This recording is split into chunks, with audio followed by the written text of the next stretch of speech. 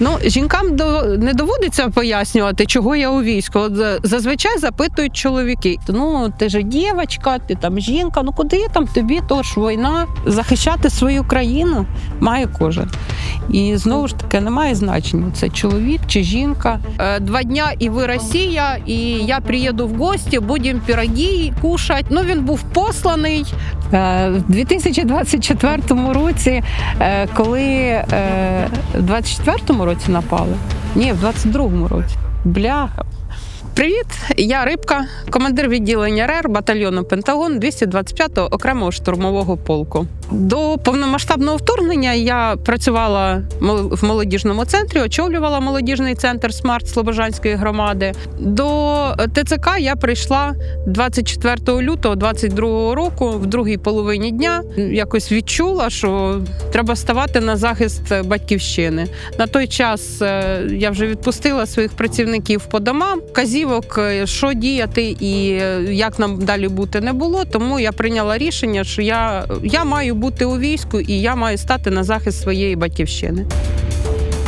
Я бачила себе у війську ще з початку війни, з початку Майдану. Тоді в мене діти були малі, і якось рішення було прийняте, але відтерміноване. І, на жаль, сусіди це рішення таке довели до логічного кінця, і наразі я тут. До росіян я відчуваю просто огиду.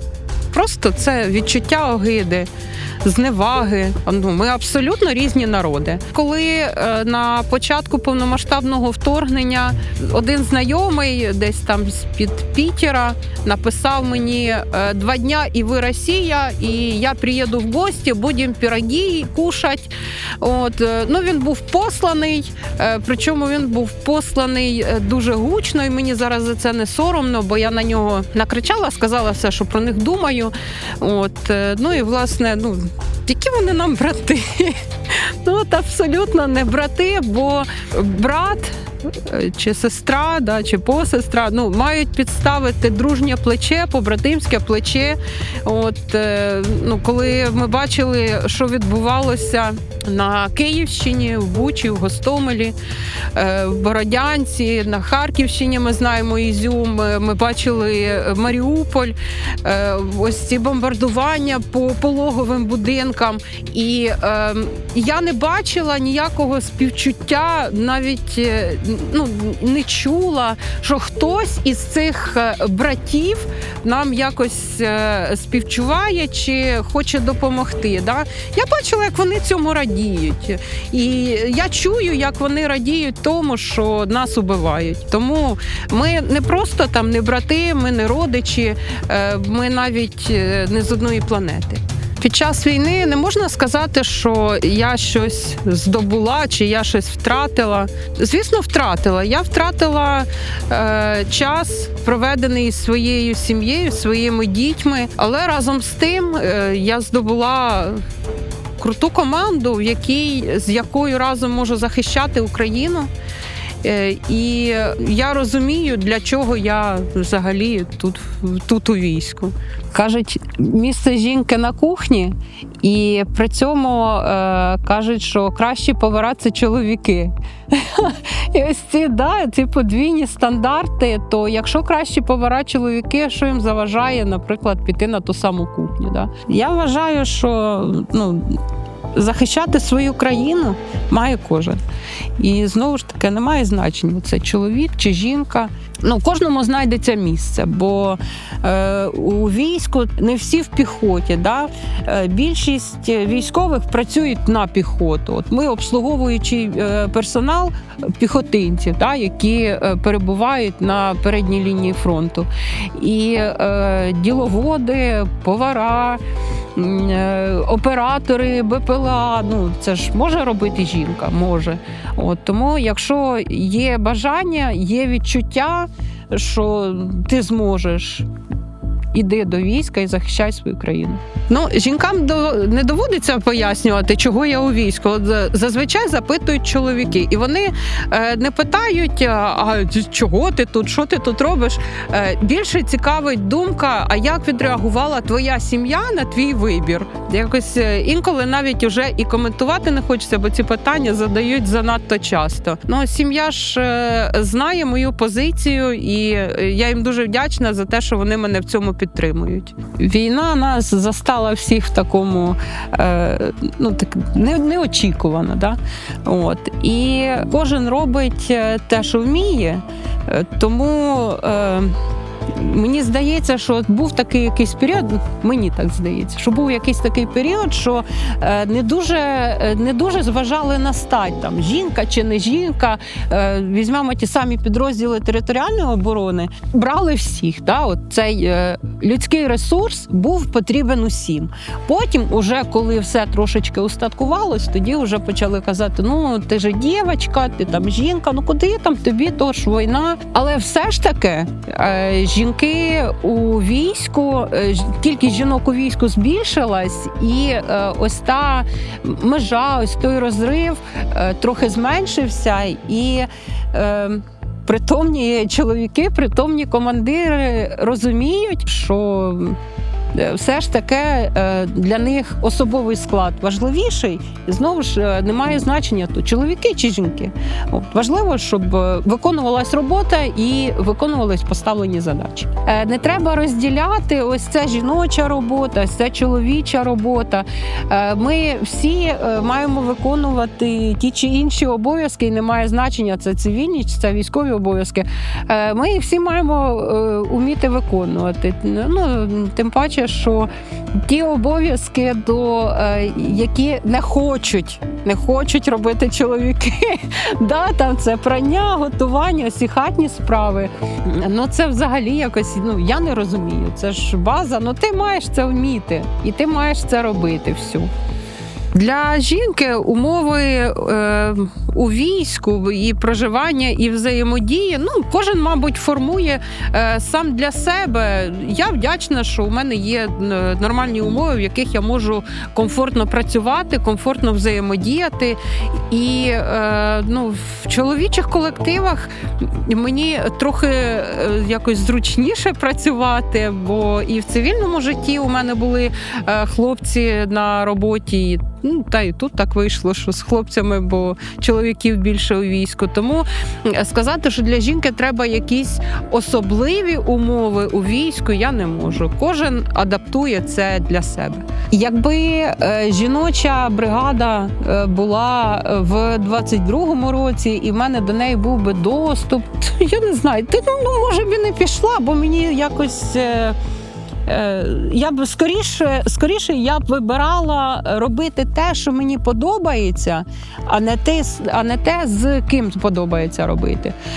Тому я б більше вибирала б якісь особистісні якості і професійні. В чоловічому колективі, тут у війську, у 225 я взагалі себе відчуваю якось частиною колективу і тією частинкою єдиного механізму, який рухається до поставленої мети. Якщо ти натупив, то не має значення, ти чоловік чи жінка, але через це можуть постраждати інші. Або так само, якщо ти приніс користь, завдяки твоїй роботі можуть знищити противника або завдати удару, то знову ж таки, стать на це не впливає, і ми всі в однакових умовах. Не можна сказати, що у нас окремо відділяють, ось ти жінка, давай ми там тебе будемо носити на руках, оберігати, квіти, кава, всі оці справи. Ні, ти заступаєш на чергування і робиш свою роботу якісно. Все. Крапка.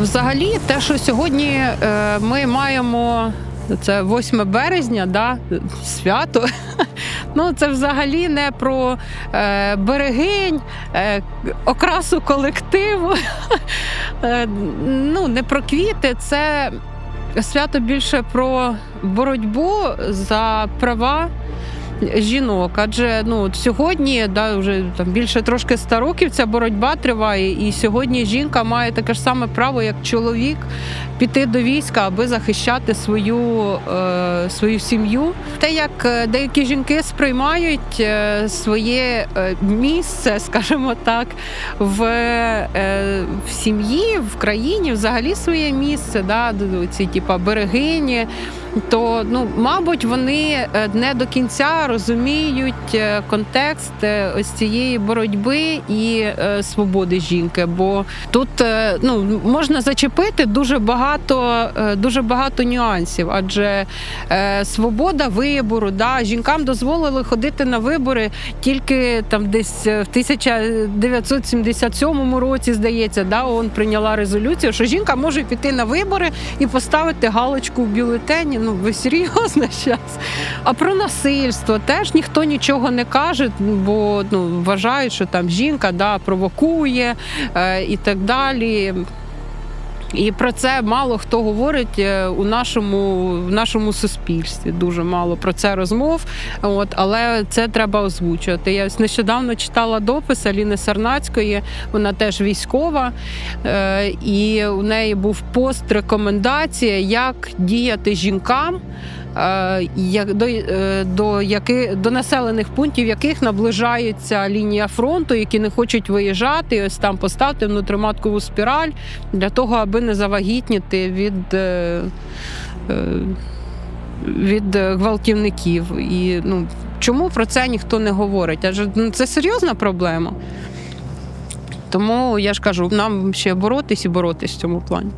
Ось ці правила, як жінка має виглядати, як має вдягатися, який макіяж, які зачіски, де вона має знаходитись. На мою думку, це релігійний відголосок такий християнський, адже наша держава формувалася із великим впливом християнства, і тому я вважаю, що ось це тягнеться ще десь з часів Київської Русі потихеньку, але ми розвиваємось, ростемо і, на щастя, мабуть, ми вже живемо у 2026 році, тому не подобається, не дивись, якось так. Але насправді, це неправильно вказувати комусь, хто як має виглядати, хто що має вдягати і хто як має фарбуватися. Це право вибору, це про свободу. Спочатку, чоловіки мене якось сприймали, що ти жінка, і ми самі.